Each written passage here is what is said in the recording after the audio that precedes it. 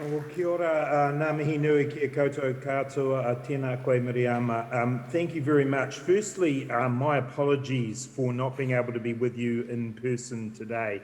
I need to be here in Wellington for a family medical event, and we always know that we must put our whānau first in these situations. So, but I do appreciate the opportunity to be able to speak to you, and I know that you'll be well served by other ministers, and you've already heard from the Prime Minister today. I've gotten to know a lot of you over the past 3 years as Finance Minister, and I've really valued the engagement and the connections that we've made. And we all know that when it comes to infrastructure development, the right investments we make there are critical not only for the success of the businesses that many of you represent, but New Zealand as a whole.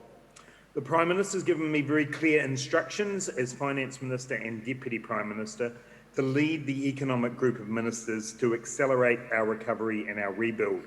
And in that context, it makes absolute sense for me to take on the infrastructure portfolio. We all know how critical the right mix and level of infrastructure investment is to our recovery in terms of jobs, productivity, and looking to the future to mitigate long-term challenges in areas like housing and climate change. And in fact, I think the role of infrastructure in delivering our overall well-being agenda is not well appreciated by those outside of the sector. In all four capitals or areas of our living standards framework, quality infrastructure is essential. For example, in addressing the productivity challenge that has inhibited our financial well-being over many decades, or in the natural capital space, ensuring that our investments enhance sustainability and contribute to meeting our climate change goals.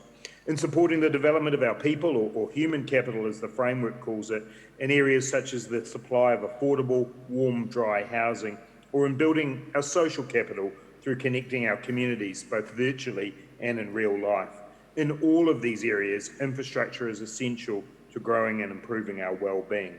This is an important job being Minister of Infrastructure, and I'm really looking forward to taking it on. I see three main jobs for me to be getting on with. Firstly, to make sure that the settings are right and pipeline clear to allow for increased infrastructure development and investment. Secondly, to make sure that the key projects across government are being delivered. And thirdly, that we are working with all partners, in particular local government, iwi and the private sector, to develop new opportunities. And I'll just cover some thoughts across those three areas now. I've been given the role by the Prime Minister, as I said, to lead a strong team of ministers who will be focused on their individual portfolio responsibilities for infrastructure. Andrew Little in the health area, Chris Hipkins in education, the new Transport Minister, Michael Wood, Megan Woods in housing, and Nanaia Mahuta in local government, and in particular the Three Waters area, who I know I'll be speaking to you later in the conference. Under those ministers, we have the majority of the $42 billion of planned infrastructure investments over the next 4 years they are responsible for, and on top of the $25 billion of infrastructure investment we have already made over the previous 3 years. My job as Infrastructure Minister is to make sure that we build what we say we will build. As part of that role, I will lead out of my office a special team which liaises with the Treasury and the Prime Minister's office to have an oversight of the delivery of our key goals, including in infrastructure. I'll also be maintaining close contact with David Parker in the environment area, who is in charge of our RMA reform. It's no accident that David is also an Associate Finance Minister, along with Megan Woods. Jacinda Ardern wanted to make sure that the RMA reform that David is in charge of and the housing program that Megan Woods is in charge of is conducted with that economic and financial lens. And when we add in Economic and Regional Development Minister Stuart Nash, we will be ensuring that there is a strategic approach, that what we deliver is fit for purpose, is clear, and also has an effective procurement process that backs that up. If I put my finance hat back on for a moment, it's worth remembering and keeping in mind the privileged position the New Zealand economy is in right now. The fact that you're able to hold this conference is down to the success of our plan as a team of 5 million to fight COVID and ensure our economy is one of the most open in the world. We've seen unemployment at 5.3% in the last quarter, considerably below what had been expected back in May. Retail card spending is rising, consumer and business confidence are holding up, building consents are at record high, and building activity is surging around the country. there is a strong pipeline of investments that are being rolled out or about to get underway. COVID did intervene and some timelines were pushed back. But my sense talking to and hearing from New Zealanders is that while there are some sectors and regions still doing it tough, many are experiencing a strong recovery. We are now in a position to accelerate investment and the recovery because of the success that we've had as a country in fighting this virus. And I want to commit to you today to work with you as Infrastructure Minister to accelerate this plan. For me, an upside from taking on this role is that I will have responsibility for the critical settings that underpin the growth of infrastructure. How do we make sure we both deliver and that we have a solid long-term plan? That involves making sure we leverage off the foundations that we set during the past 3 years. The creation of the Infrastructure Commission, and I acknowledge you'll hear from Ross shortly, the passing of the Infrastructure Funding and Financing Act, progressing the urban growth agenda, including the National Policy Statement on Urban Development, and continuing to roll out the Infrastructure Reference Group and New Zealand upgrade projects. The basis has been set. We now need to move forward from there.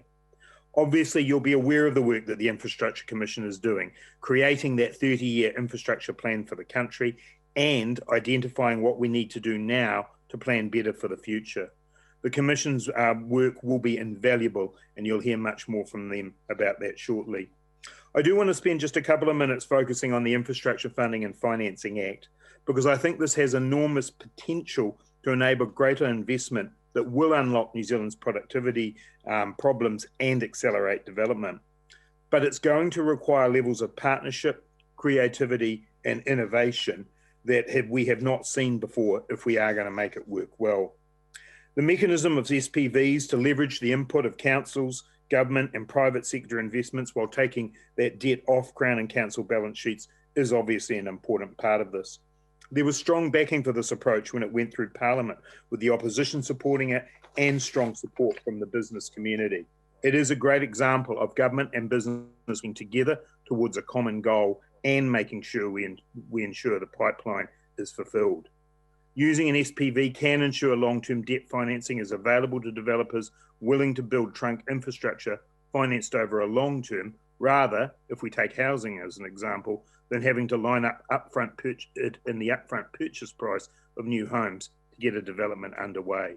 It does allow costs to be paid off over the life of an asset rather than having to be included up front.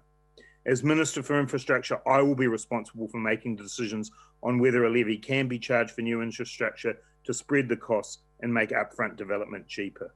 I know most of you will be aware of the process and you will have dealt with Crown Infrastructure Partners. They are the facilitator of the Funding and Financing Act and will be instrumental in making it work. The Ministry of Housing and Urban Development is the recommender and the monitor in this. Once I receive a recommendation for a project that a developer wants to use this mechanism, CIP carry out the work required to assess the proposal, and then I can agree or not to it, and an order in council will progress from there. Most of you will be aware of the Milldale development, which was CIP's first infrastructure financing transaction back in 2018. Under the new law, projects would be able to follow a similar model, but with the ability to apply a statutory charge to spread out the cost of development over time. As most of you will know, CIP is looking at a number of potential other urban development projects: Drury in South Auckland, Tamaki in East Auckland with Kāinga Ora, Rotorua in Hamilton, and Tauriko in West Tauranga. We plan to use this process to accelerate development, reduce costs, and genuinely build a partnership between government and the private sector. As I said, it will require all parties to trust one another and take a leap of faith into a new funding arrangement, and we are ready and willing to do that. To finish, I want to reiterate that the incoming Labour government is humbled and aware of the mandate that we have been given to keep New Zealanders safe and to accelerate the economic recovery while addressing some of our long-term problems, such as climate change, child poverty, and a housing shortage. I hope you can see by the way that the Prime Minister has organised the Cabinet the strong focus that we will have on that and the critical role infrastructure will have in it. By making sure infrastructure sits at the centre of our approach, you can be assured that infrastructure investment will be central to our recovery in terms of jobs and future-proofing the economy to tackle those long-term challenges. We've put in place the foundations to accelerate this recovery over the last 3 years. Over the next 3 years, it is our job to deliver. So let's crack on and do that. Nō reira, tēnā koutou, tēnā koutou, tēnā koutou katoa.